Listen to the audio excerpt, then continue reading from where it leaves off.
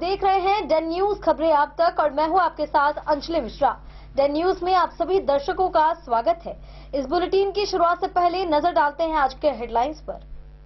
आज के हेडलाइंस के प्रायोजक हैं सोने की शुद्धता की पहचान मॉडर्न कपड़ों का मॉल महादेव सा, मरनाथ प्रसाद ज्वेलर्स और राज राजेश्वरी कलेक्शन, गांधी चौक, राजनगर बाजार, मधुबनी। असली मिठास से भरपूर तिलकुट का असली स्वाद, वीरेंद्र तिलकुट वाला, बाटा चौक, मधुबनी। हर लोगों का भरोसेमंद ज्वेलरी दुकान Lal Babu Prasad and sons, Shankar Chowk, Madhubani. Printing fashion का सबसे भरोसेमंद ठिकाना बॉम्बे फैशन, महिला कॉलेज रोड, मधुबनी। गुणवत्तापूर्ण शिक्षा की मजबूत पहचान विवेकानंद मिशन विद्यापीठ, माधोपुर पंडौल, मधुबनी। विश्वास का नाम बेहतरीन ज्वेलरी कलेक्शन के साथ लाल बाबू ज्वेलर्स, बाटा चौक, महिला कॉलेज रोड, मधुबनी। स्वाद, सफाई और पूरी फैमिली के लिए perfect place hotel Gokulraj, Rajnagar road, Lahariaganj, Madhubani. जहां पढ़ाई बने आदत और हर दिन बढ़े आपकी काबिलियत। लक्ष्य लाइब्रेरी, गौशाला चौक, मधुबनी। मधुबनी में राज्य स्तरीय युवा महोत्सव का हुआ भव्य आगाज। नगर झांकी में ढोल नगारों और सांस्कृतिक प्रस्तुतियों के साथ उमड़ा जन सैलाब।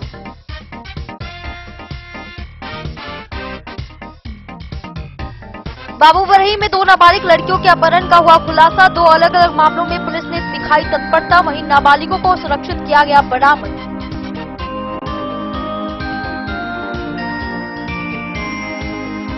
मधुबनी में हुए 2 हत्याकांड मामले में हुआ बड़ा खुलासा। परिजनों ने प्रशासन व पुलिस के दावों को बताया गलत, निष्पक्ष जांच करने की कही बात।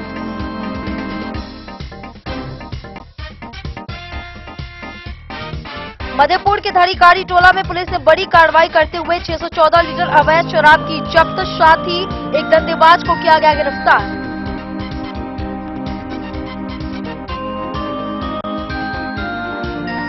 मधवापुर थाने का डीएसपी अमित कुमार ने किया औचक निरीक्षण। अपराध नियंत्रण को लेकर बॉर्डर पर चौकसी और गश्ती बढ़ाने के दिए सख्त निर्देश।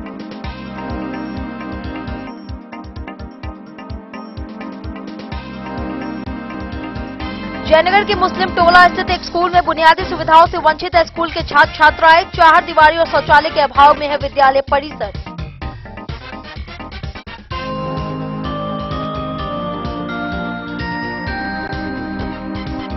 मधवापुर में सरपंच पंच सम्मेलन का हुआ आयोजन। एसडीएम सारंगपानी पांडे ने पंचायती राज व्यवस्था को ग्रामीण न्याय का बताया मजबूत आधार।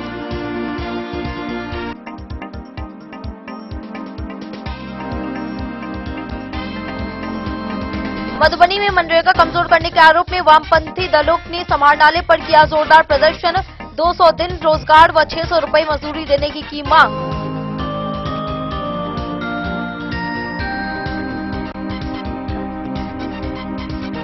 बिस्पी के टीपीसी सभागार में पंचायत समिति की हुई बैठक। बिजली, शिक्षा, स्वास्थ्य समेत गरीबों के लिए कंबल वितरण व अलाव की व्यवस्था की उठी मांग।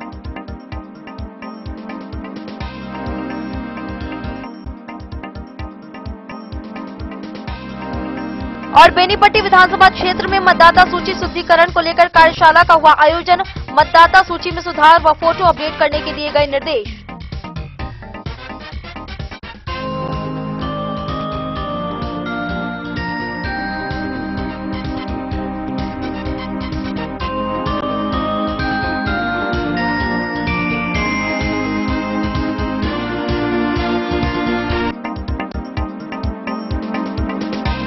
खबरें अब विस्तार से।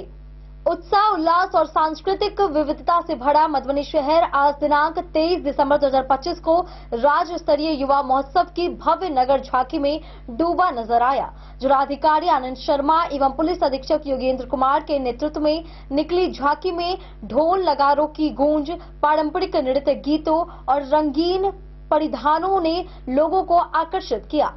बिहार के विभिन्न जिलों से आए हुए कलाकारों ने अपनी लोक कला और परंपराओं का शानदार प्रदर्शन किया। झांकी वॉटसन स्कूल से होकर शहर के प्रमुख मार्गों से गुजरते हुए पुनः वॉटसन स्कूल परिसर पहुंची। राज्य स्तरीय युवा महोत्सव के अवसर पर प्रातः जिलाधिकारी आनंद शर्मा एवं पुलिस अधीक्षक योगेंद्र कुमार के नेतृत्व में एक भव्य एवं आकर्षक नगर झांकी का आयोजन किया गया। उत्साह, उल्लास और सांस्कृतिक विविधता से परिपूर्ण इस नगर झांकी ने पूरे शहर को उत्सवमय माहौल में रंग दिया। नगर झांकी में ढोल नगारों की गूंज, पारंपरिक नृत्य गीतों की मनमोहक प्रस्तुतियां तथा रंग बिरंगे परिधानों में सजे कलाकारों ने लोगों का दिल जीत लिया। बिहार के सभी जिलों से आए कलाकार दलों ने अपनी अपनी लोक संस्कृति, कला एवं परंपराओं का जीवंत प्रदर्शन किया, जिसने युवाओं के साथ साथ आम नागरिकों को भी मंत्रमुग्ध कर दिया। यह भव्य नगर झांकी वाटसन स्कूल के मैदान से प्रारंभ होकर थाना चौक, स्टेशन रोड, बांटा चौक सहित शहर के प्रमुख मार्गों से गुजरती हुई पुनः वाटसन स्कूल परिसर में संपन्न हुई। झांकी के मार्ग में जगह जगह उपस्थित लोगों ने तालियों और जयकारों के साथ कलाकारों का उत्साहवर्धन किया। इस अवसर पर जिले के तमाम वरीय एवं कनीय अधिकारी, जनप्रतिनिधि, समाजसेवी तथा बड़ी संख्या में आम नागरिक मौजूद रहे।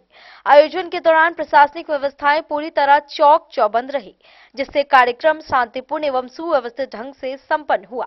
नगर झांकी के माध्यम से राज्य स्तरीय युवा महोत्सव का संदेश जन जन तक पहुंचा तथा युवाओं में सांस्कृतिक एकता, रचनात्मकता एवं सहभागिता की भावना को प्रोत्साहन मिला। यह आयोजन न केवल कला एवं संस्कृति का उत्सव रहा, बल्कि सामाजिक समरसता और युवा ऊर्जा का भी सशक्त प्रदर्शन साबित हुआ। इस राज्य स्तरीय युवा उत्सव के उद्घाटन के अवसर पर मैं आप सभी का हार्दिक स्वागत एवं अभिनंदन करती हूँ। यह हमारे लिए गर्व का विषय है कि इस महत्वपूर्ण इवेंट का आयोजन कला एवं संस्कृति विभाग तथा जिला प्रशासन मधुबनी के संयुक्त तत्वाधान में किया जा रहा है। यह उत्सव केवल प्रतियोगिता नहीं, बल्कि युवाओं की सृजनात्मक ऊर्जा, सांस्कृतिक अभिव्यक्ति और राष्ट्रीय चेतना का उत्सव है। इस वर्ष के युवा उत्सव में कुल 7 विधाएं हैं और लगभग राज्य भर से 1200 प्रतिभागी यहाँ भाग ले रहे हैं। 1202 प्रतिभागी जो हमारे युवा हैं, जो कि ना कि सिर्फ अपने जिला और अपने गांव के, अपितु पूरे बिहार राज्य और भारत के भविष्य हैं। मैं जिला पदाधिकारी के नाते इस राज्य स्तरीय युवा उत्सव 2025 में आप सभी का यहां आने के लिए दिल से अभिनंदन और इस्तेकबाल करता हूं।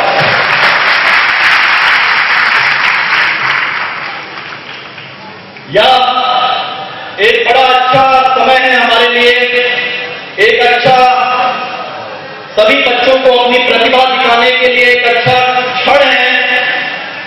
और ये सभी बच्चे 7 अलग अलग विधाओं में अपनी प्रतिभा को साबित करके यहां पे अपने अपने जिलों से आए हैं और राज्य लेवल पे इन 7 विधाओं में कॉम्पीट करेंगे, जो कि लोक नृत्य, लोक गायन, भाषण, कहानी लेखन, कविता लेखन, चित्रकला, नवाचार एवं विज्ञान विधा। और इन सभी विधाओं में आकलन करने के लिए एक इंडिपेंडेंट जूरी सिस्टम विभाग से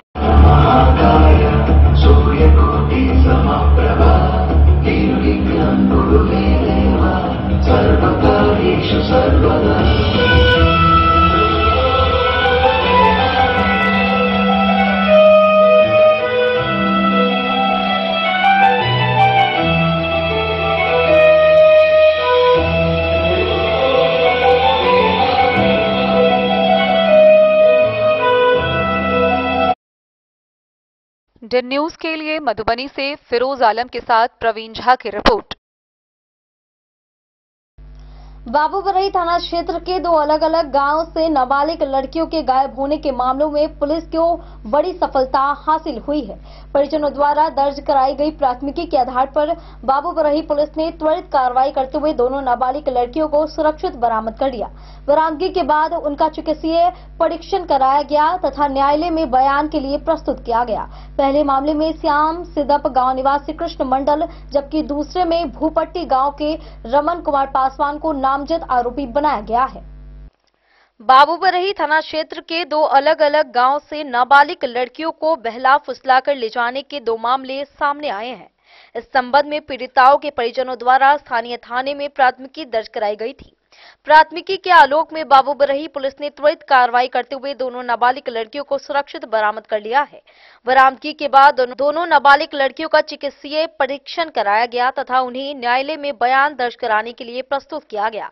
पहले मामले में श्याम सिद्धप गांव निवासी कृष्ण मंडल को नामजद आरोपी बनाया गया है, जबकि दूसरे मामले में भूपट्टी गांव के रमन कुमार पासवान को आरोपी बनाया गया है। इस संबंध में पीएसआई इंद्रजीत कुमार ने बताया कि दोनों नाबालिग लड़कियों को न्यायालय में प्रस्तुत कर दिया गया है तथा नामजद आरोपियों की गिरफ्तारी के लिए लगातार छापेमारी की जा रही है। पुलिस पूरे मामले की गहन जांच कर रही है और जल्द ही आरोपियों की गिरफ्तारी की जाएगी। बाबूबरही से ललित नारायण सिंह की रिपोर्ट। मधुबनी जिले में हुए बहुचर्चित डबल हत्याकांड में नया मोड़ सामने आया है, जहां प्रशासन और परिजनों के बयान में विरोधाभास दिखाई दे रहा है। पुलिस अधीक्षक योगेंद्र कुमार ने अभियुक्त की पहचान राहुल कुमार यादव के रूप में करते हुए हत्या की वजह लेन देन से जुड़ा विवाद बताया था। वहीं परिजनों और स्थानीय लोगों ने किसी भी प्रकार के रुपए के लेन देन से इनकार किया है और अभियुक्त के पेशे को लेकर भी पुलिस के दावे को खारिज किया है। स्थानीय लोगों के अनुसार आरोपी एक लॉज में रहता था और असामाजिक गतिविधियों से जुड़ा हुआ था। मधुबनी जिले में हुए बहुचर्चित डबल मर्डर कांड में एक नया मोड़ सामने आया है। बीते दिन पुलिस अधीक्षक योगेंद्र कुमार ने प्रेस को जानकारी देते हुए बताया था कि इस दोहरे हत्याकांड में शामिल अभियुक्त की पहचान कर ली गई है। पुलिस के अनुसार अभियुक्त का नाम राहुल कुमार यादव है, जो कथित तौर पर पैसे लेकर राज मिस्त्री का काम करता था। पुलिस का कहना है कि हत्या की वजह आपसी विवाद और लेन देन से जुड़ी हो सकती है। हालांकि आज घटनास्थल पर दोनों मृतकों के अंतिम संस्कार के दौरान जब संवाददाताओं ने परिजनों एवं स्थानीय लोगों से बातचीत की तो मामले में कई ऐसे अहम तथ्य सामने आए जो पुलिस के दावों से भिन्न प्रतीत होते हैं। परिजनों ने स्पष्ट रूप से कहा कि किसी भी प्रकार के रुपए के लेन देन का कोई मामला नहीं था। इसके साथ ही उन्होंने इस बात का भी खंडन किया कि राहुल कुमार यादव राज मिस्त्री का काम करता था। स्थानीय लोगों के अनुसार अभियुक्त राहुल कुमार यादव एक लॉज में कमरा लेकर रहता था। वह न तो किसी नियमित काम से जुड़ा था और न ही पढ़ाई करता था। बताया गया कि जिस लॉज में वह रहता था वहां अक्सर शराबियों का जमावड़ा लगा रहता था और वह स्थान धीरे धीरे असामाजिक गतिविधियों का केंद्र बन चुका था। इसी दौरान राहुल कुमार यादव की बातचीत दीपक सदाय से होने लगी। तभी बातचीत के क्रम में किसी बात को लेकर विवाद बढ़ गया। बताया जा रहा है कि विवाद इतना उग्र हो गया कि राहुल ने चाकू से दीपक सदाय पर हमला कर दिया, जिससे उसकी मौके पर ही मौत हो गई। सोच सुनकर दूसरा मृतक रामबाबू सदाय बीच बचाव करने के लिए आगे आया, लेकिन राहुल ने उन पर भी चाकू से ताबड़तोड़ वार कर दिया, जिससे वह गंभीर रूप से घायल हो गए और बाद में उनकी भी मौत हो गई। रामबाबू सदाय अपने परिवार के इकलौते कमाने वाले सदस्य थे। उनकी मौत के बाद परिवार पर रोजी रोटी का गंभीर संकट खड़ा हो गया है। परिजनों का कहना है कि रामबाबू की पत्नी मानसिक रूप से कमजोर एवं बीमार है, जिसका रो रो कर बुरा हाल है। बच्चों समेत पूरे परिवार का भविष्य अब अंधकार में नजर आ रहा है। इस पूरे मामले में प्रशासन और परिजनों के बयान के बीच स्पष्ट विरोधाभास देखने को मिल रहा है। जहां पुलिस इसे लेन देन और पेशे से जुड़ा विवाद बता रही है, वहीं परिजन और स्थानीय लोग इन दावों को पूरी तरह खारिज कर रहे हैं। फिलहाल पुलिस की जांच जारी है और अब देखना यह होगा कि जांच में सच्चाई कब और किस रूप में सामने आती है। नमस्कार, आप देख रहे हैं डेन न्यूज खबरें आप तक। मधुबनी शहर की सनसनी जो परसों रात 10:30 से 11 बजे के बीच में जो डबल मर्डर की घटना हुई है, वह घटना स्थल पर मैं अभी मौजूद हूं। आइए आपको दिखलाता हूं जो किस रूम में वह जो अभियुक्त है, मुख्य अभियुक्त रहता था और कहां पे कांड हुआ। आइए मेरे साथ, मैं आपको वह रूम का मुआयना करके दिखला रहा हूं। यह बहुत ही जघन्य हत्या हुई है।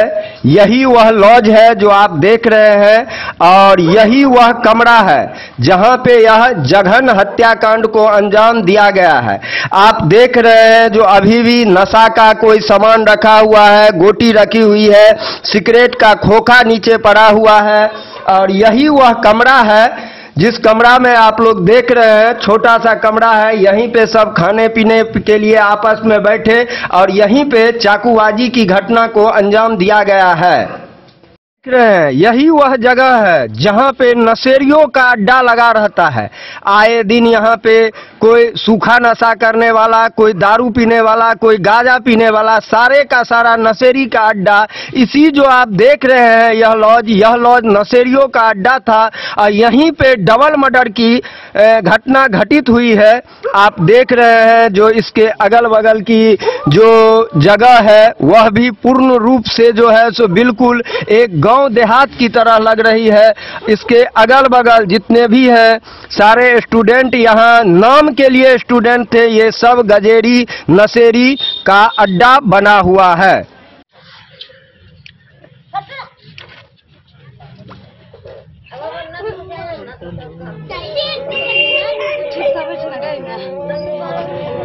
की मामला भेल रहे माताराम की भेल छलै अहाँ बचवा के साथ भेलै तऽ हम तऽ यही पार छियै, बच्चो छलै यही पार। 2 दिन 4 दिन एला भेल छलै आ बौआ आ हम खेलियै एके जंग, कहलियै बौआ रे तहूँ सुति रह, हमहूँ सुति रहै छी। रहलै भौजाइ घरमे सुतै छलैए, ओहि कटघरा लमन घूर जोड़ने रहै, ओहि पारसँ छौड़ा कोनो एलै बजा कऽ लऽ गेलै, बुझलियै सब घटना भेलै। तो वो जे मरल के वो राजमिस्त्री छले? नहीं, विद्यार्थी कहाँ नहीं छले, विद्यार्थी छले मनसी जी घर में। अहाँ के लड़का ओकरा साथे मजदूरी करे छले कि ना? आज तक नहीं पूछियो ना। लड़का के की नाम छला अहाँ के? राम बाबू। इसके साथ उम्र छलन 18। तो ये लड़का जो राजमिस्त्री नहीं था? नहीं, वो आपका लड़का उसके साथ लेबर भी नहीं था? काम करे छले लेकिन ओकरा संगे नहीं रहे छले, ओकरा संगे नहीं तो एकरा पर के वार कर देलके? उ जे छौड़ा जे बजबे ला आयल रहे कि ने तकरा पर वार रहे कहाँ ने। आ ई कहलकै जे हम असगर छी त और कोई के उन्हर नहीं बजेलकै। अब ओकरा से कोन दुश्मनी रहे हमरा बेटा से, उ बजबे ला आले हमरा बेटा के। तो दीपक सदाय? हाँ, ओकर भाई राजा कथी ना राजेश, ओकर बड़ा भाई बजबे ला एले त लऽ गेलै हमरा बच्चा के बजा कऽ।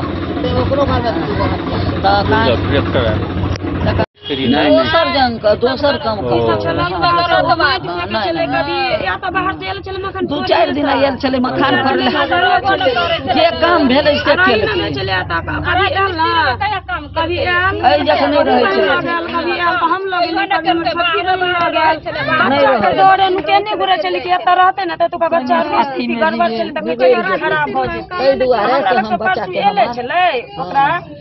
दीदी हमें एक दिन मोड़ एक दिन जिए हो, तो हम कहले बुआ रे से मैं बिया देख ले, बिया शादी कर दियो 1 साल बाद 3 बुरामन कर दी।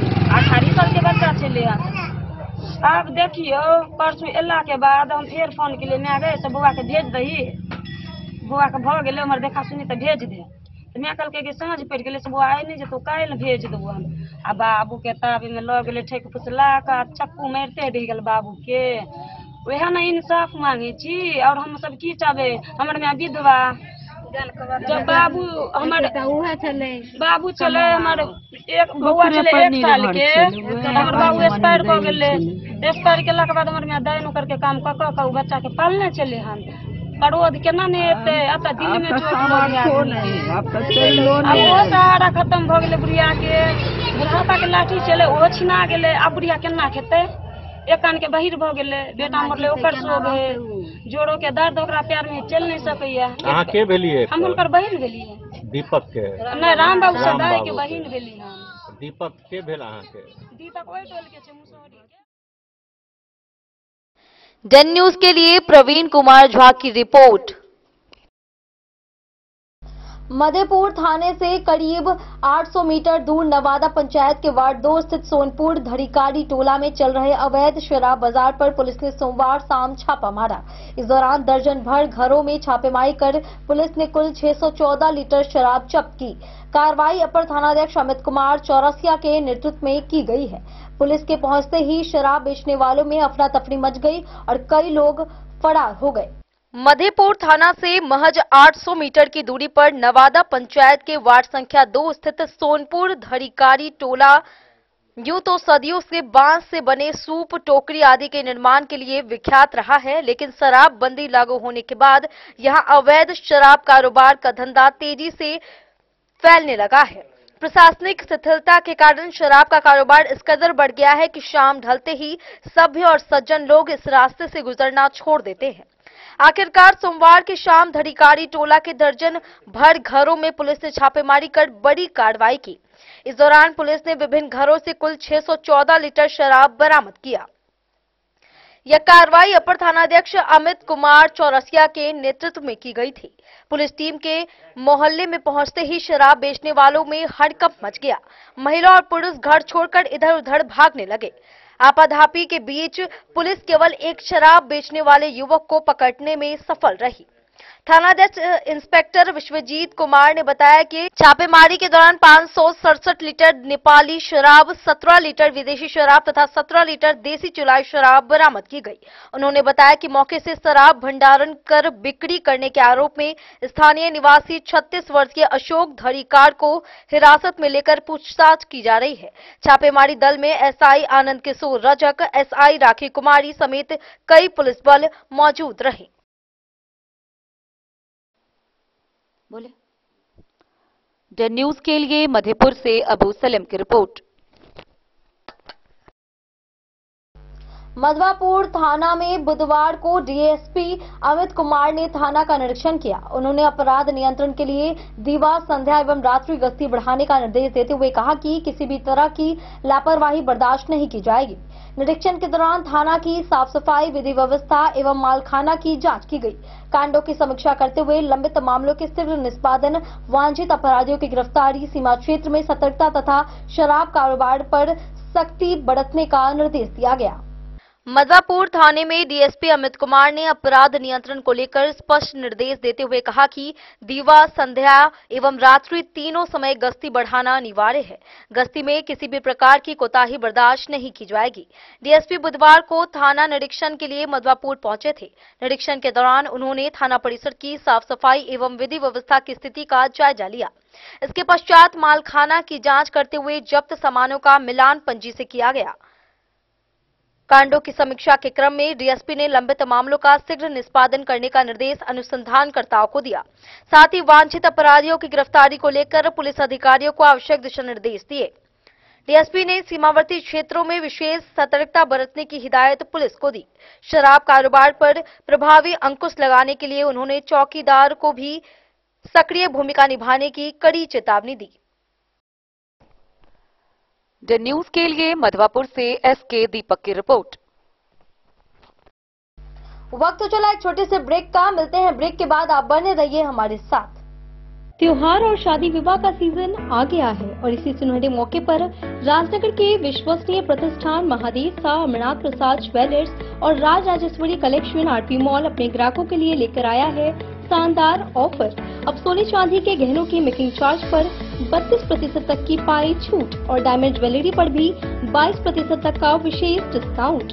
तो बढ़ते दामों से पहले अपने मनपसंद गहनों की बुकिंग आज ही कराएं। वहीं Raj Rajeshwari collection RP mall में साड़ी, सूट, लहंगा, कुर्ता पैजामा, शेरवानी, जींस, शर्ट, बच्चों के कपड़े और बेडशीट का आकर्षक व नवीनतम कलेक्शन भी उपलब्ध है और इन सभी कपड़ों पर मिल रहा है फ्लैट 32% तक का डिस्काउंट। तो देर किस बात की, इस त्योहार और शादी सीजन को बनाए और भी खास। केवल महादेव शाह अमरनाथ प्रसाद ज्वेलर्स और Raj Rajeshwari collection RP mall के साथ। हमारा पता है गांधी चौक, राजनगर बाजार, मधुबनी। अब आपके अपने शहर मधुबनी में खुल चुका है आधुनिक सुविधाओं से सुसज्जित लक्ष्य लाइब्रेरी। यहाँ आपको मिलेगा 24 घंटे 7 दिन खुला रहने वाला अध्ययन स्थल, जहाँ हर वक्त रहेगा शांत और प्रेरणादायक माहौल। सुविधा है फ्री पार्किंग, आरओ वाटर और फुल्ली एयर कंडीशन हॉल की। बिजली की कोई चिंता नहीं, क्योंकि 24 घंटे पावर बैकअप इन्वर्टर और हर सीट पर इंडिविजुअल चार्जिंग पॉइंट है उपलब्ध। आपके पढ़ाई को रफ्तार देने के लिए है high speed internet, wifi, current affair magazine और प्रतिदिन हिंदी इंग्लिश न्यूज़पेपर। साथ ही लॉकर सुविधा, डिस्कशन पॉइंट और आरामदायक हैंडल वाली कुर्सियां भी उपलब्ध है। आपकी सुविधा के लिए यहाँ है कैफेटेरिया का उत्तम प्रबंध। तो इंतजार किस बात का, आज ही आइए और जुड़िए लक्ष्य लाइब्रेरी से। हमारा पता है गौशाला चौक मोबाइल टावर के सामने मधुबनी। लक्ष्य लाइब्रेरी, जहां पढ़ाई का हर लक्ष्य होगा पूरा। मधुबनी, इस शादी सीजन सिर्फ हमारे साथ खरीदे और पाए 100% एक्सचेंज वैल्यू। आप सोने चांदी या हीरे के आभूषणों की तलाश में हैं तो हमारे ज्वेलरी शॉप में मिलेंगे आपको हर तरह के आभूषण बेहद किफायती दामों पर। हर अवसर के लिए आभूषण आपके बजट में। लाल बाबू प्रसाद एंड सन्स, संकट चौक, बैंक ऑफ इंडिया के बगल में, मधुबनी। नए और शानदार स्टॉक के साथ अब हर रिश्ते को करे और भी सुंदर। लाल बाबू प्रसाद एंड सन्स, संकट चौक, बैंक ऑफ इंडिया के बगल में, मधुबनी। हमारे सभी गोल्ड ज्वेलरी शॉप पर HUID है मौजूद।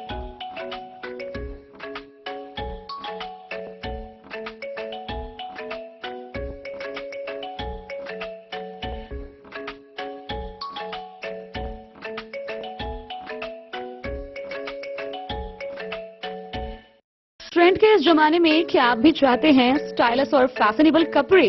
क्या आप अपने लुक को अपग्रेड करना चाहते हैं? अगर हाँ, तो आज ही आएं Bombay fashion readymade sari showroom. हमारे पास पुरुषों, महिलाओं और बच्चों के लिए है नए से नए फैशन ट्रेंड में कपड़े और एक्सेसरीज का लार्ज कलेक्शन। आपके बजट और हर अवसर के लिए खास। चाहे काम के लिए हो नए आउटफिट की तलाश, या पार्टी के लिए ड्रेस, या किसी खास अवसर के लिए सूट, सलवार और साड़ी, हमारे पास है हर एक ब्रांड। क्रिम्सन क्लब, मुफ्ती, टर्टल और किलर के SIS स्टोर्स। इसके अलावा रेमंड, स्पार्की, जॉकी, लक्ष्मीपति, मान्यवर, ब्लैकबेरी, नवाब पार्कर जैसे बड़े ब्रांड। तो देर किस बात की, आज ही आए बॉम्बे फैशन साड़ी एवं रेडीमेड शोरूम। हमारा पता है महिला कॉलेज रोड, मधुबनी।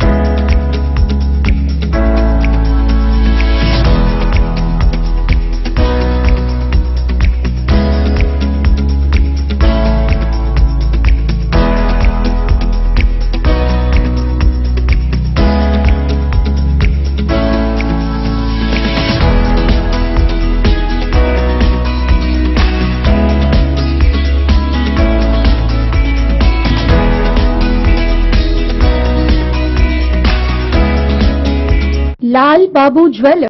जयनगर प्रखंड के दुल्लीपट्टी पंचायत के मुस्लिम टोला स्थित नया प्राथमिक विद्यालय में छात्र शीतलहर के बावजूद जर्जर भवन में पढ़ाई करने को मजबूर हैं। भवन की छत जर्जर है, कमरों में खिड़कियां और चारदीवारी नहीं है। बच्चों और शिक्षकों को हमेशा दुर्घटना का डर रहता है। वर्ष 2003 में स्थापित इस विद्यालय में 5 शिक्षक और 95 छात्र नामांकित हैं। बरसात में जलजमाव की समस्या उत्पन्न हो जाती है। अभिभावक बच्चों को भविष्य के लिए भेजते हैं, जबकि विभाग ने भवन की स्थिति सुधारने के लिए पत्राचार किया है। बीते कुछ दिनों से बिहार के विभिन्न जिलों में कड़ाके की ठंड एवं शीतलहर को देखते हुए मधुबनी के जिला पदाधिकारी द्वारा स्कूलों के समय में परिवर्तन किया गया है।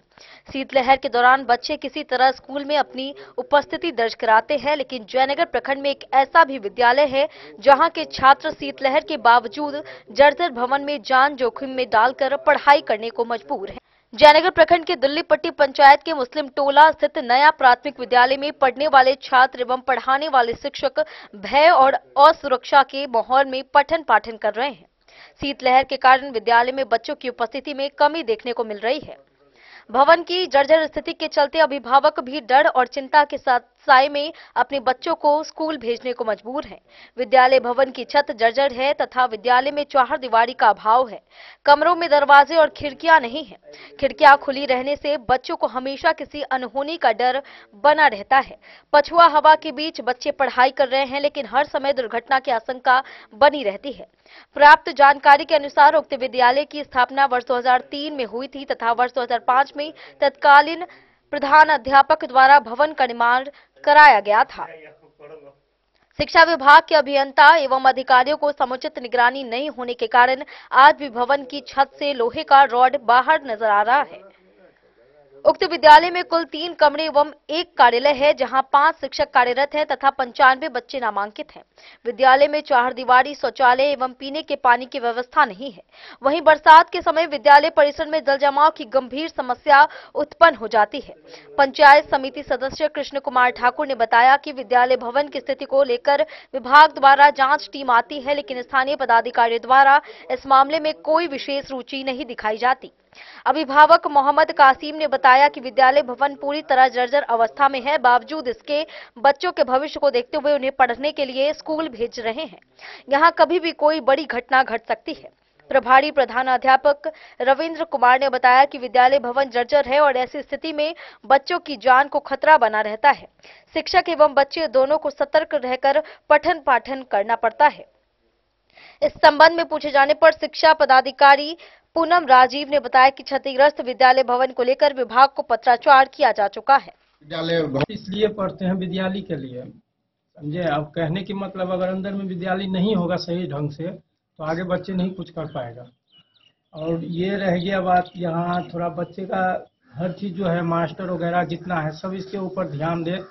और हम क्या कह सकते हैं, ग्रामीण आदमी, हम तो बाहर रहने वाले आदमी हैं। सरकार से यही भी आवेदन करेंगे जो यहाँ कुछ जो बच्चे का जो निबंधन है वो मिल जाए और जो मैडम सब जो है उसका जो शिक्षा है वो यहाँ देखने का, और छत एवं जो टूटा हुआ है उसको करने के लिए कुछ न कुछ यहाँ कार्रवाई किया जाए। एमडी कासिम पूर्व के प्रधानाध्यापक द्वारा और यहाँ के जो भी शिक्षा समिति थे उनके द्वारा जो भवन बनाया गया वो काफी कमजोर बनाया गया। और अभी करीब विगत 10 वर्ष पहले, ये 12 वर्ष पहले ये बिल्डिंग बना है।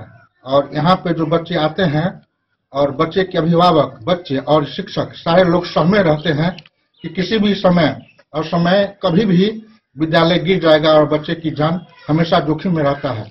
यहाँ के जितने भी शिक्षक यहाँ पे आए हैं वो अच्छे शिक्षक लोग हैं, लेकिन वो लोग भी सहमे रहते हैं कि कहीं हमारे सर पे ही बिल्डिंग नहीं गिर जाए और बच्चे के साथ साथ हमारी भी दुर्घटना यहाँ पे हो जाए।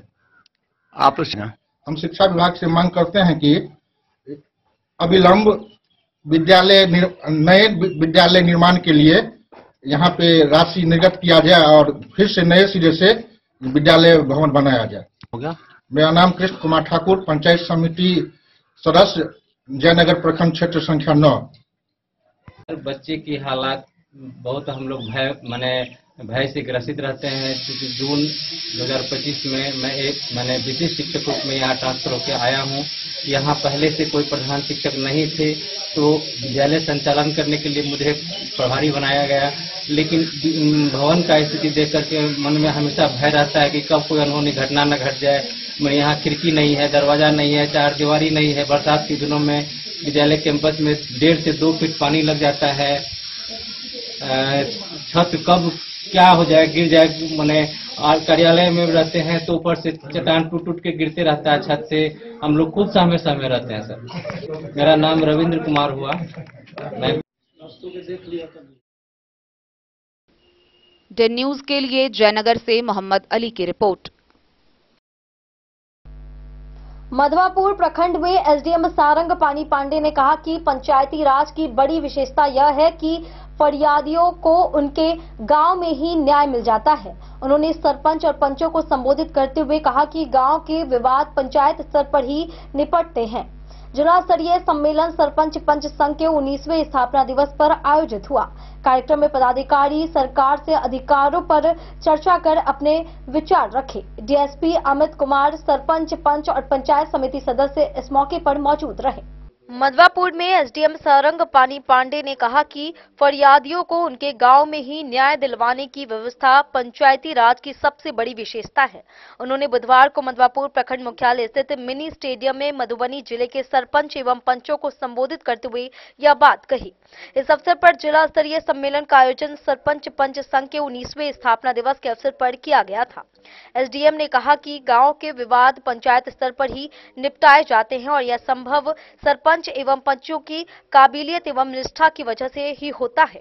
कार्यक्रम के दौरान संगठन के पदाधिकारियों ने सरकार से अपने अधिकार प्राप्ति से जुड़े विभिन्न विषयों पर बारी बारी से अपने विचार प्रस्तुत किए।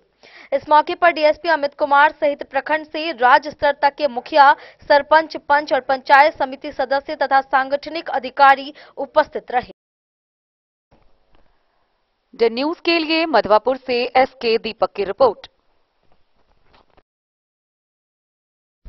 मधुबनी में सीपीआई, सीपीएम और सीपीआई-एमएल के कार्यकर्ताओं ने केंद्र सरकार की मनरेगा योजना को कमजोर करने और श्रम संहिता कानूनों के विरोध में प्रतिरोध मार्च निकाला।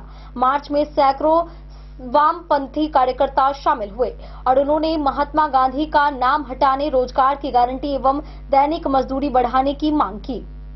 नेतृत्व में मिथिलेश झा, राजश्री किरण समेत कई लोग मौजूद रहे। मार्च समाहरणालय पर नुक्कड़ सभा में बदल गया।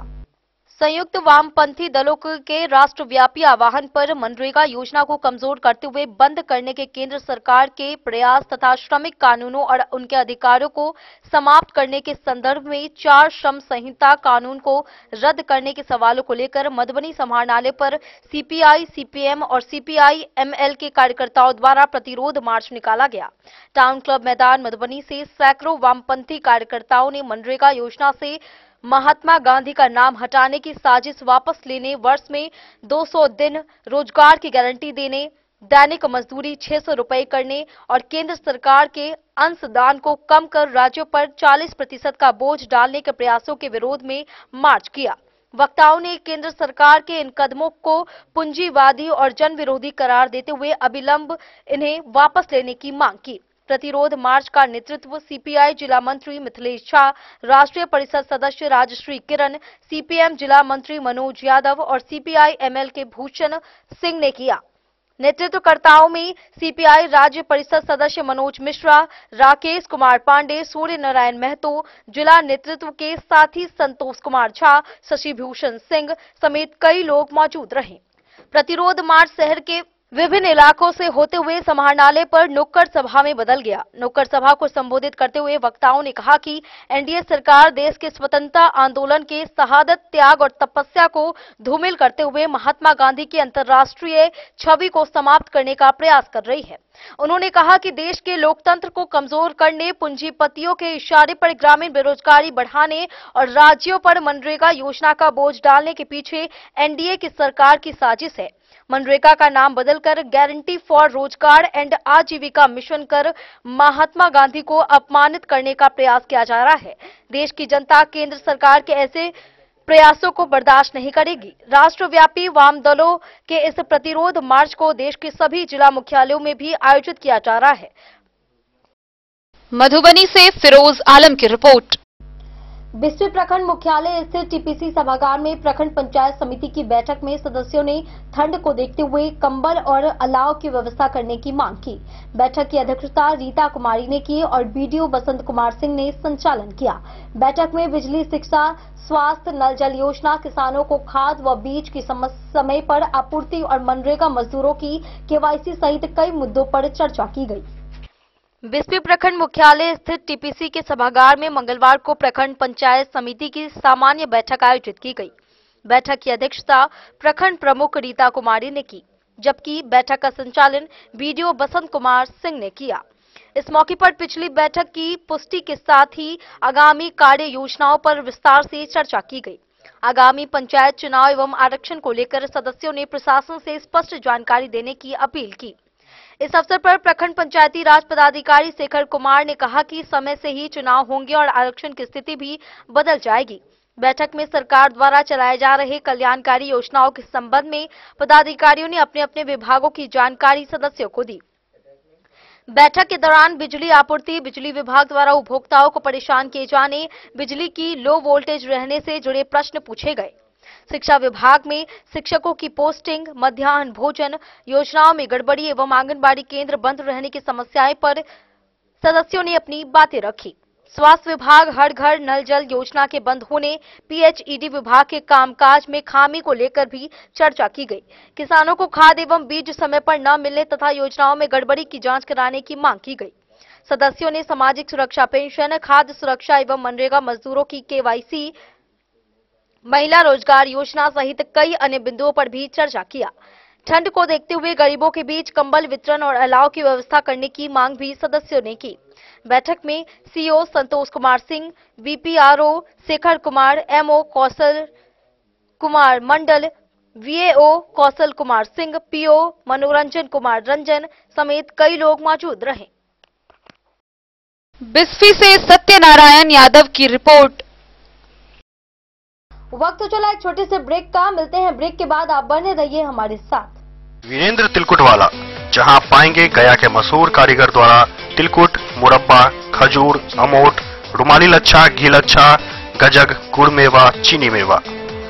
यही नहीं, लट्ठा बादाम, बादाम पापड़ी, खोया तिलकुट, गुलाब रेवड़ी, तिलकुट स्पेशल, तिलकुट जनरल, तिल कतरी, खुला तिल भी यहाँ उपलब्ध है। स्वाद ऐसा जो एक बार जुबान से लग जाए तो आप भूल न पाएं।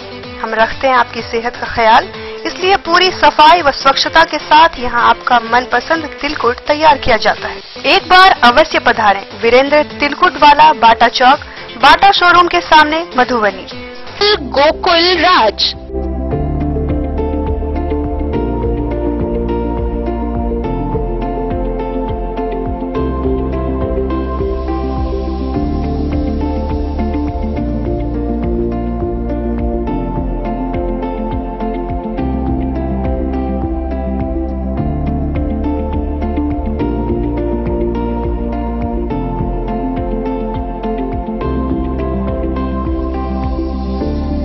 शहर के भीड़ भाड़ से दूर, शांति और सुकून से भरे वातावरण में मधुबनी शहर के लहरियागंज वार्ड नंबर 1 में पूरे मिथिलांचल क्षेत्र का सबसे भव्य होटल, होटल गोकुल राज। 4 मंजिला इमारत की इस होटल में है 4 बड़े बड़े बैंकेट हॉल, रिंग सेरेमनी, शादी, मीटिंग या पार्टी, हर एक आयोजन के लिए अलग से हॉल की व्यवस्था, रेस्टोरेंट की व्यवस्था जहां एक से बढ़कर एक लजीज व्यंजनों का मिलेगा संगम, और रहने का उचित प्रबंध, suite room, AC room, non AC room से सुसज्जित होटल जहां लिफ्ट की भी है व्यवस्था, पार्किंग का पूरा इंतजाम। तो आइए और जिंदगी में खुशियों से भरी यादें शामिल करिए। होटल गोकुल राज मधुबनी में आप लोगों का स्वागत है। होटल गोकुल राज, लहरियागंज वार्ड नंबर 1, मधुबनी। आनंद मिशन विद्यापीठ शिक्षा के क्षेत्र में एक नया आयाम अब छोटे बच्चों के लिए भी आधुनिक सुविधाओं के साथ उपलब्ध। विवेकानंद मिशन विद्यापीठ जूनियर, जहां क्लास प्री नर्सरी से 5th स्टैंडर्ड तक के बच्चों का एडमिशन प्रारंभ है। अगर आप भी चाहते हैं अपने बच्चों का शिक्षा के क्षेत्र में बेहतर विकास, तो विवेकानंद मिशन विद्यापीठ जूनियर है आपके लिए तैयार। 2.5 से 10 वर्षों के बच्चों के लिए आपको मिलेगा आधुनिक सुविधाओं के साथ एक बेहतर शिक्षा का माहौल। CBSE बेस्ड करिकुलम सिलेबस के साथ साथ स्टूडेंट्स होंगे art and craft, game and sports और कल्चरल एक्टिविटीज में अव्वल। इंग्लिश मीडियम के माहौल के बीच स्टूडेंट्स बनेंगे स्मार्ट, जहां किताबी ज्ञान के साथ साथ हर क्षेत्र में स्टूडेंट्स होंगे अवेयर। हॉबीज और इंटरेस्ट को मिलेगी प्राथमिकता। तो आइए और अपने बच्चों के बेहतर भविष्य के लिए आज ही नामांकन करवाइए। विवेकानंद मिशन विद्यापीठ जूनियर, हमारा पता है सिरहुत कॉलोनी, नगर परिषद। बेनीपट्टी प्रखंड में मतदाता सूची में धुंधली, गैर मानव और आयामी रहित फोटो बदलने तथा त्रुटियों को सुधारने हेतु कार्यशाला श्री लीलाधर उच्च विद्यालय में निर्वाचक निबंधन पदाधिकारी एवं SDO सारंग पानी पांडे की अध्यक्षता में आयोजित की गई। सभी BLO और सुपरवाइजर को निर्देशित किया गया कि वे मतदाता सूची का गहन अध्ययन कर नाम, पिता का नाम, पति का नाम, गृह संख्या आदि में त्रुटियों को चिन्हित कर सुधार करें। भारत निर्वाचन आयोग के निर्देश पर 32 बेनीपट्टी विधानसभा निर्वाचन क्षेत्र से संबंधित बेनीपट्टी प्रखंड के सभी बीएलओ, सुपरवाइजर और सहायक निर्वाचक निबंधन पदाधिकारी के साथ मतदाता सूची में धुंधली, गैर मानव आयामी रहित तस्वीरों के स्थान पर नई तस्वीर लगाने एवं अतार्किक त्रुटियों को हटाने हेतु कार्यशाला का आयोजन श्री लीलाधर उच्च विद्यालय बेनीपट्टी के सभागार में निर्वाचक निबंधन पदाधिकारी एवं सब अनुमंडल पदाधिकारी बेनीपट्टी सारंग पानी पांडे की अध्यक्षता में किया गया। कार्यशाला का आरंभ करते हुए एसडीओ ने सबसे पहले सभी बीएलओ को बिहार विधानसभा निर्वाचन एवं उससे पूर्व मतदाता सूची के गहन पुनरीक्षण में उनके उत्कृष्ट कार्य हेतु धन्यवाद ज्ञापित किया। उन्होंने बैठक को संबोधित करते हुए बताया कि मतदाता सूची को पूर्ण रूप से शुद्ध करने के लिए आज इस कार्यशाला का आयोजन किया गया है। इस कार्यशाला में धुंधली, आयामी रहित और गैर मानव छाया चित्रों को हटाकर उनके स्थान पर निर्वाचक के नवीनतम फोटो लगाए जाएंगे। साथ ही किसी भी मतदाता के नाम, पिता, पति के नाम, संबंध, गृह संख्या आदि में पाई जाने वाले त्रुटियों को चिन्हित कर ठीक किया जाएगा। एसडीओ ने विशेष रूप से बताया कि यदि किसी के नाम के साथ अनावश्यक अंक जुड़ा हो, गृह संख्या के स्थान पर कुछ और अंकित हो या शून्य खाली स्थान मौजूद हो तो उसे सही करना आवश्यक है। इस कार्य हेतु सभी बीएलओ और सुपरवाइजर को निर्देशित किया गया है कि एसडीओ ने बताया कि प्रत्येक सुपरवाइजर अपने अपने बीएलओ के साथ बैठकर मतदाता सूची का गहन अध्ययन करेंगे और पाई जाने वाली त्रुटियों को चेक लिस्ट के अनुसार वर्गीकृत करेंगे। इसके बाद संबंधित संख्यात्मक प्रतिवेदन आज ही शाम तक सहायक निर्वाचक निबंधन पदाधिकारी के माध्यम से प्रस्तुत किया जाएगा। तत्पश्चात चिन्हित त्रुटियों के सुधार हेतु प्रपत्र 8 भरा जाएगा, उसे डिजिटाइज किया जाएगा और फिर अग्रीगेट कार्रवाई करते हुए इसका निष्पादन सुनिश्चित किया जाएगा। एसडीओ ने अनुपस्थित बीएलओ और सुपरवाइजर से उनके अनुपस्थिति के कारण पूछने का निर्देश भी दिया। बैठक में सहायक निर्वाचक निबंधन पदाधिकारी गौतम आनंद, मधुकर कुमार, रोहित रंजन झा समेत कई सुपरवाइजर व बीएलओ मौजूद रहे। इसके अतिरिक्त कलुआही प्रखंड के बीएलओ के साथ बैठक 24 दिसंबर 2025 को त्रिलोकनाथ उच्च विद्यालय कलुआही में आयोजित की जाएगी। बेनीपट्टी से विनोद कुमार की रिपोर्ट। लदनिया प्रखंड के कृषि पदाधिकारी आदित्य कुमार ने प्रखंड की विभिन्न पंचायतों में खाद दुकानों से DAP, urea, potash, sulphur, APK और जिंक खाद के नमूने एकत्रित किए। पिपराही के जय माता ट्रेडर्स, सिकवा के नायक ट्रेडर्स, गाढ़ा के लक्ष्मी ट्रेडर्स और चौपाड़ के राम नारायण ट्रेडर्स से लिए गए नमूनों को रासायनिक उर्वरक जांच प्रयोगशाला मीठापुर भेजा जाएगा। वहीं गुणवत्ता मानक अनुरूप न पाए जाने पर खाद विक्रेता के खिलाफ प्राथमिकी दर्ज की जाएगी। लदनिया प्रखंड के कृषि पदाधिकारी आदित्य कुमार ने मंगलवार को प्रखंड के विभिन्न पंचायतों में स्थित खाद दुकान के उर्वरक की गुणवत्ता जांच के लिए नमूने एकत्र किए। उन्होंने बताया कि पिपराही गांव स्थित जय मां ट्रेडर्स, सिगपा गांव के नारायण ट्रेडर्स, गढ़ा गांव के लक्ष्मी ट्रेडर्स तथा चौपाल गांव के राम नारायण ट्रेडर्स खाद दुकानों से यूरिया, पोटास, सल्फर जैसे उर्वरकों के नमूने लिए गए। सभी नमूनों को रासायनिक उर्वरक जांच प्रयोगशाला मीठापुर भेजा जाएगा। प्रखंड कृषि पदाधिकारी ने बताया कि जांच रिपोर्ट के माध्यम से यह स्पष्ट होगा कि उर्वरक खेती के उपयोग के लिए गुणवत्ता मानकों पर खरा उतरता है या नहीं।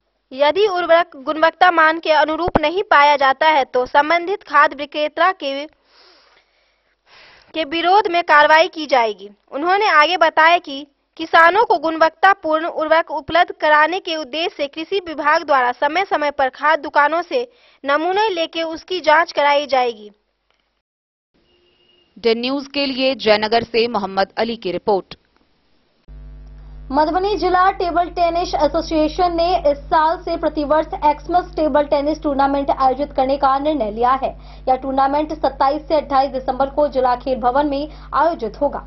मधुबनी और दरभंगा के स्कूल और कॉलेज के खिलाड़ी इस प्रतियोगिता में भाग लेंगे। इवेंट में बालक बालिका एकल, डबल, मिक्स डबल, सब जूनियर और जूनियर शामिल हैं। जिला चैंपियन मनदीप और मानसी ने टूर्नामेंट का उत्साह साझा किया। मधुबनी जिला टेबल टेनिस एसोसिएशन ने इस साल से प्रतिवर्ष एक्समस टेबल टेनिस टूर्नामेंट आयोजित करने का निर्णय लिया है।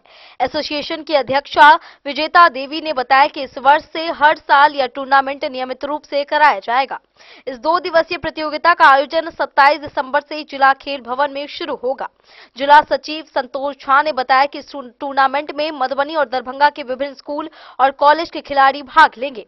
उन्होंने यह भी बताया कि टूर्नामेंट की तैयारियां जोरों शोरों से चल रही है और दोनों जिलों के खिलाड़ी इस चैंपियनशिप में भाग लेने के लिए उत्साहित हैं। टूर्नामेंट का फाइनल 28 दिसंबर को खेला जाएगा। इस टूर्नामेंट में विभिन्न इवेंट होंगे जिनमें बालक एकल, बालिका एकल, सब जूनियर, जूनियर, बालक और बालिका डबल तथा मिक्स डबल शामिल हैं। वर्तमान जिला चैंपियन मनदीप और मानसी ने बताया कि 2 जिलों के बीच टूर्नामेंट खेलने का अनुभव और उत्साह बिल्कुल अलग होता है।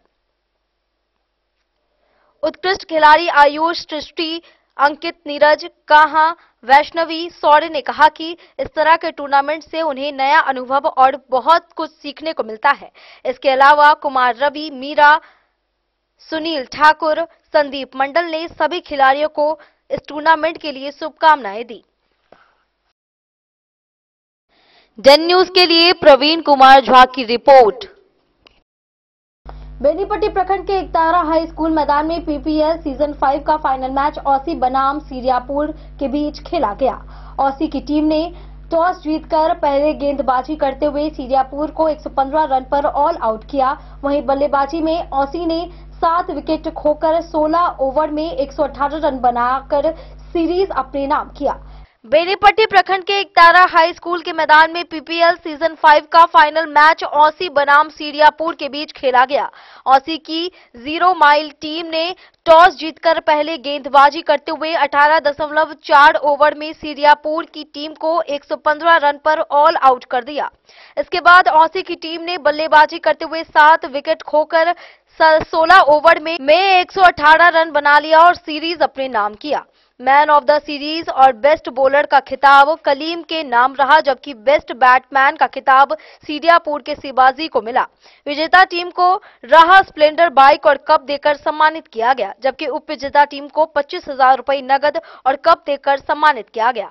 इस फाइनल मैच में मुख्य अतिथि के रूप में समाजसेवी संतोष कुमार झा, जदयू प्रखंड अध्यक्ष प्रदीप झा बासु, मुखिया सुनील कुमार और पूर्व मुखिया लाल नारायण सिंह उपस्थित रहे।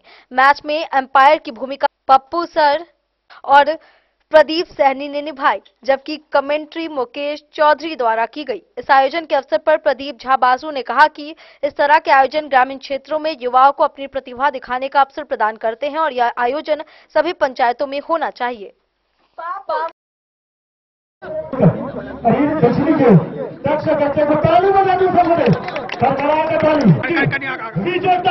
विजेता hero Splendor cup, hero Splendor cup विजेता टीम जीरो उसी माइल विजेता।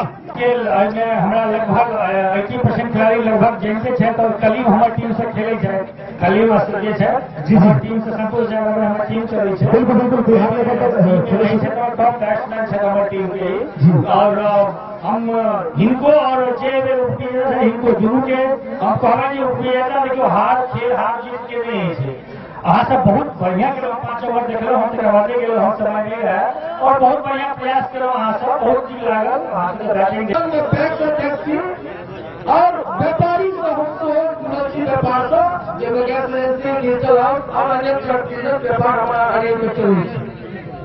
लेकिन हम बहुत धन्यवाद देते हैं प्रदीप सहनी जी के, 5 सीजन लगातार टूर्नामेंट आयोजन किया और 5 सीजन में मुख्य अतिथि के रूप में ही हमरा बजबै है और हम 5 बेर सम्मिलित हुए।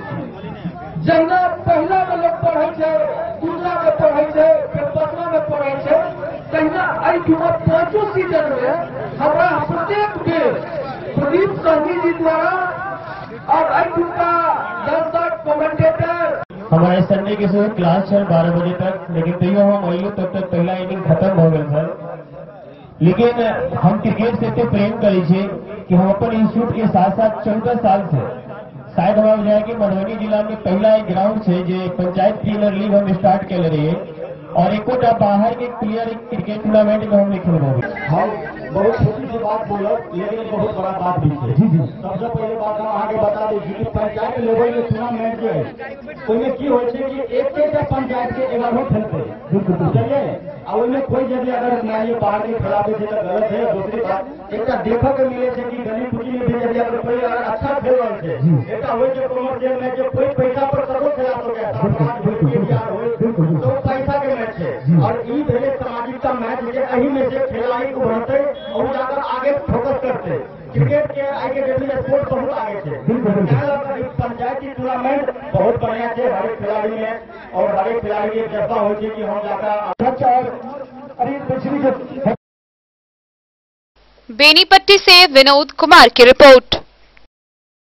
दिनांक 22 दिसंबर 2025 को मधुबनी जिले में विशेष अभियान चलाकर कुल 39 अभियुक्तों को गिरफ्तार किया गया। इसमें 27 वारंट, 3 इश्तेहार, 1 कुर्की और 119 सम्मन निष्पादित हुए तथा 36 वारंटी गिरफ्तार किए गए।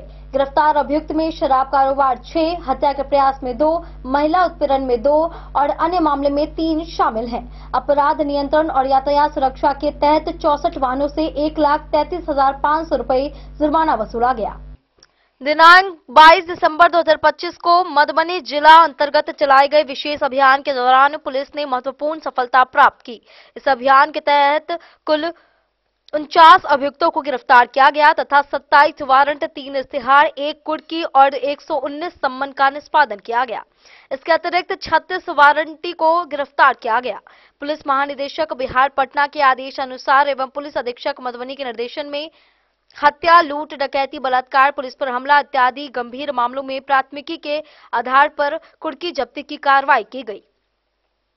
इस अभियान में शराब कारोबार में 6 गिरफ्तारी, हत्या के प्रयास में 2 गिरफ्तारी, 36 वारंट की गिरफ्तारी, महिला उत्पीड़न के कांड में 2 गिरफ्तारी, वहीं अन्य मामलों में 3 गिरफ्तारी शामिल हैं। साथ ही जिले में अपराध नियंत्रण और यातायात सुरक्षा के दृष्टिकोण से कुल 64 वाहनों से 1,33,500 रुपये जुर्माना वसूला गया।